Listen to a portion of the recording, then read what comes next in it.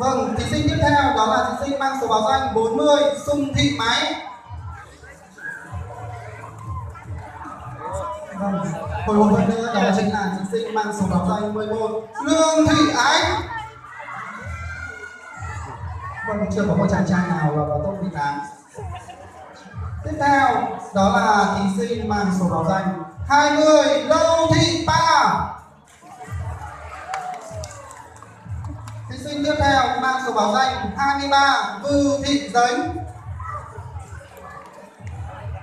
Vâng, vẫn chỉ là các cô gái, sau đây sẽ là một chàng trai đẹp trai nhất. Đó chính là thí sinh mang số báo danh 28 Trần Hữu Trọng.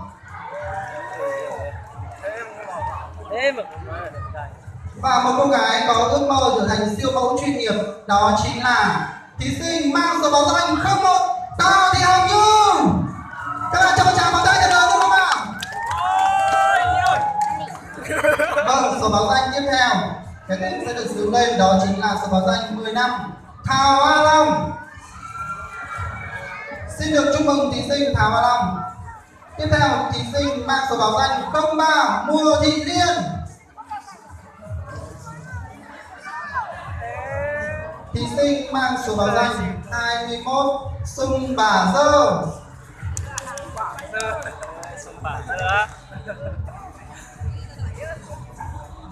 Thí sinh mang số báo danh 02 Sung Minh Phúc. Số báo danh 41 Lò Thị Thảo. Tiếp theo đó chính là thí sinh mang số báo danh 12 Giang A Phong.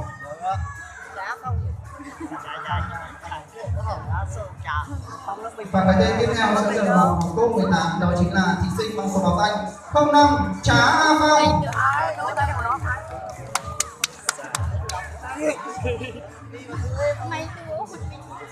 Các bạn thí sinh có thể sẽ xếp thành hàng qua một chiếc vào hàng phía sau để quý vị khán giả và các bạn học sinh có thể chiêm ngưỡng được vẻ đẹp của các bạn. Cái tên tiếp theo sẽ được sướng lên, đó chính là thí sinh mang số báo danh 37 Mã Thị Cua.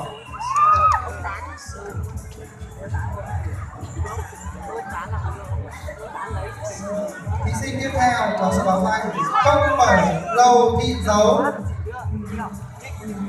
Vâng, và một cái tên cuối cùng sẽ lọt vào top 18 trong đêm chung kết ngày hôm nay, đó chính là số báo danh 39 Mùa Thị Ly. Đề nghị quý vị khán giả, quý vị khách quý và các bạn học sinh cho một tràng pháo tay thật lớn dành cho top 18 thí sinh trong hội thi học sinh thanh lịch của chúng ta đêm hôm nay.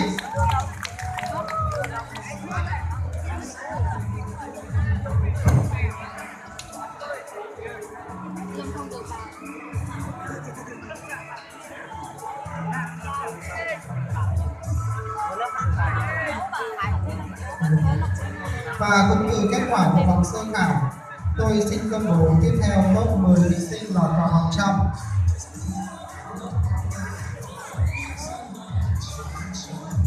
Vâng, trong số top 18 chúng ta sẽ tìm ra 10 cái tên để đi vào vòng trong.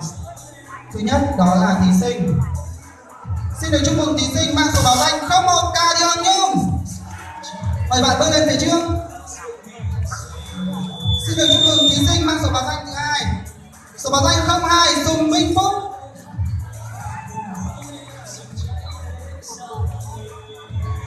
Thứ ba đó chính là thí sinh Giang A Phong mang số báo danh 12.